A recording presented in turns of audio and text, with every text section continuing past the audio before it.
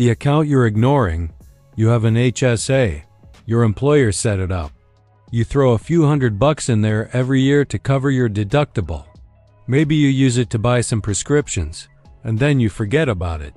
But what if I told you that the HSA, the health savings account, is the single most powerful retirement account in the U.S. tax code?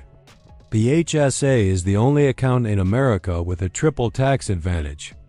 Your contributions are tax deductible. Your investments grow tax-free, and your withdrawals are tax-free if you use them for medical expenses. No other account, not your 401k, not your Roth IRA, not even a brokerage account can say that. For Gen X, who is staring down the barrel of skyrocketing healthcare costs in retirement, the HSA isn't just a nice-to-have. It's a financial superweapon. Today, we're going to break down how to max it out, how to invest it, and how to turn it into a $200,000 plus tax-free retirement fund. Before we dive in, let me be clear. I'm not a certified financial planner, tax advisor, or healthcare professional. This is not financial or tax advice. I'm sharing my personal research and strategy as someone navigating these same decisions. You should always consult with qualified professionals before making any financial or tax-related decisions. This is my perspective based on current 2026 information, not professional guidance. Now, let's unlock the superweapon. Part 1. Why the HSA is better than everything else. Let's start with why the HSA is so powerful. To understand it, we need to compare it to the accounts you already know. Your 401k. You contribute pre-tax dollars, which lowers your taxable income today. Your money grows tax-deferred. But when you withdraw it in retirement, you pay ordinary income tax on every dollar. If you're in the 22% tax bracket, that's a 22% haircut on your entire balance. Your Roth IRA, you contribute after-tax dollars, so no deduction today. But your money grows tax-free, and withdrawals in retirement are completely tax-free. The Roth is amazing. But there's a catch: contribution limits. In 2026, you can only contribute $7,000 per year if you're under 50, or $8,000 if you're 50 or older. Your HSA, you contribute pre-tax dollars. Just like a 401k, your money grows tax-free just like a Roth, and your withdrawals are tax-free for qualified medical expenses. It's the best of both worlds. And here's the kicker. After age 65, you can withdraw HSA funds for non-medical expenses and only pay ordinary income tax just like a 401k. So, it's a Roth for medical expenses and a 401k for everything else. This is the triple tax advantage. And it's why financial planners call the HSA the stealth IRA. It's hiding in plain sight. Part 2. The 2026 HSA Rules and Contribution Limits. To use an HSA, you need to be enrolled in a high-deductible health plan, or HDHP.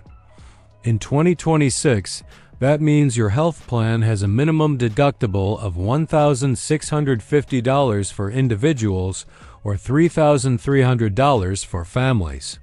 If you have an HDHP, you're eligible to contribute to an HSA.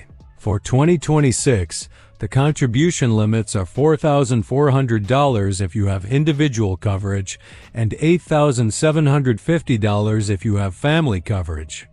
If you're 55 or older, you can contribute an additional $1,000 as a catch-up contribution.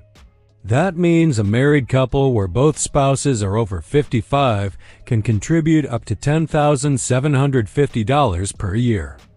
Every dollar you contribute reduces your taxable income. If you're in the 22% tax bracket and you max out your HSA at $8,750, you just saved $1,925 in federal taxes. That's free money. Part 3. The strategy: don't touch it. Here's where most people get it wrong.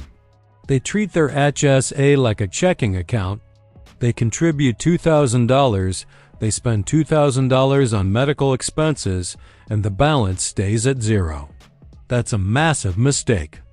The correct strategy is this: max out your HSA every year. Invest 100% of it in a low-cost index fund. And never touch it. Pay for your current medical expenses out of pocket using your regular checking account. Let your HSA grow untouched for 20 to 30 years.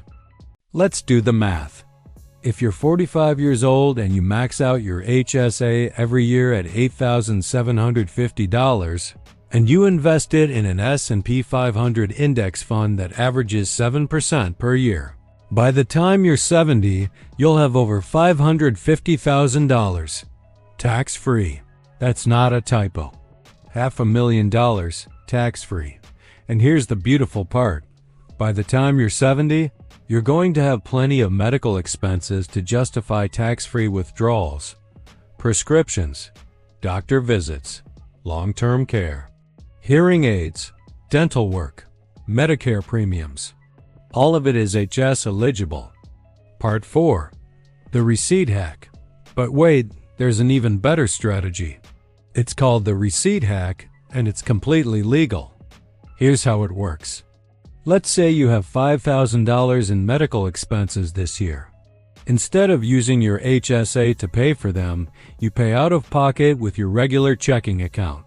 But you save all the receipts. The IRS allows you to reimburse yourself from your HSA at any time in the future. There's no time limit. So in 20 years, when you're 65 and you need cash, you can pull out those receipts from 2026 and reimburse yourself $5,000 from your HSA, tax-free. You've essentially created a tax-free emergency fund that's been growing at 7% per year for 2 decades. The key is documentation. Scan every medical receipt. Store them in a cloud folder. Label them by year. This is your tax-free insurance policy. Part 5. What counts as a qualified medical expense? One of the best parts of the HSA is how broad the definition of qualified medical expense is. Obviously, doctor visits, prescriptions, and hospital bills count. But so do dental cleanings, eyeglasses, contact lenses, hearing aids, and even over-the-counter medications.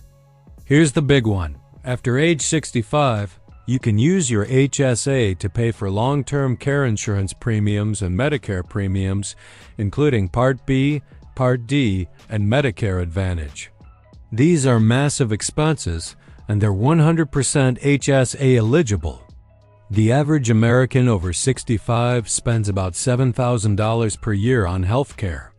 If you have $500,000 in your HSA, that's 70 years of health care expenses covered. Tax-free. You've essentially pre-funded your entire retirement healthcare budget. Part 6. The catch: you need NHDHP. The catch is that you need to be enrolled in a high-deductible health plan to contribute to an HSA. For some people, that's scary. A high deductible means you're paying more out of pocket before insurance kicks in. But here's the math.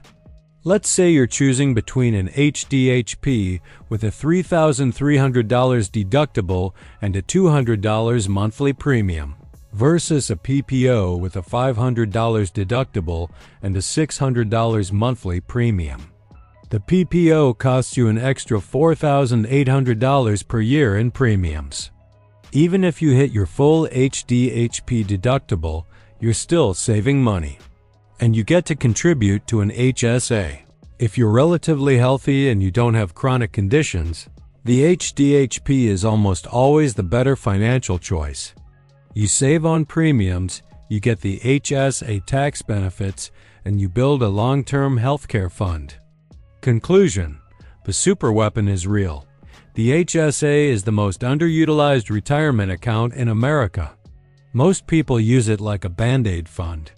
But if you max it out, invest it, and let it grow for 20 to 30 years, it becomes a tax-free retirement superweapon worth hundreds of thousands of dollars. Triple tax advantage. No other account can match it.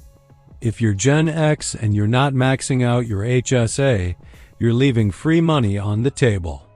If you're ready to take control of your retirement, watch your 401k won't save you from this next. It's the perfect companion to this video. And if you found this valuable, share it with one Gen Xer who needs to hear it. They'll thank you later. I'll see you in the next one.